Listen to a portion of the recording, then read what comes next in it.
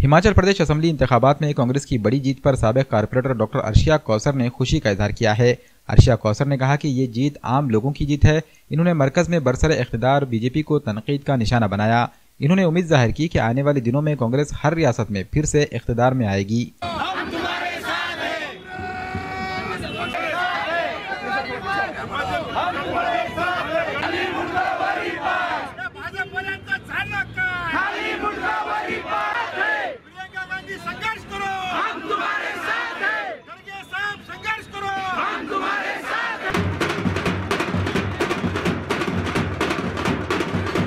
सबसे पहले तो मैं हमारी सोनिया गांधी जी के जन्मदिन की सभी को मुबारकबाद देती हूँ और सोनिया गांधी जी को भी इसकी मुबारकबाद देती हूँ।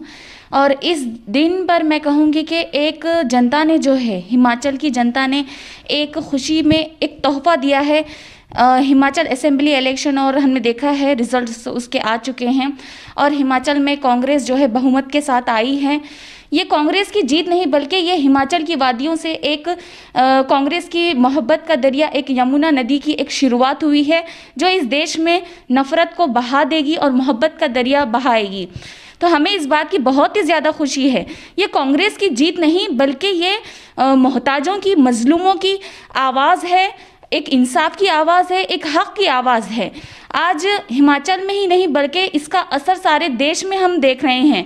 आज नांदेड़ में इसका जश्न मनाया गया और एक खुशी का इजहार किया गया कि अब जो है बीजेपी की उल्टी गिनती शुरू हो चुकी है और भारत की जनता एक हक़ के साथ साबित कदम खड़ी है।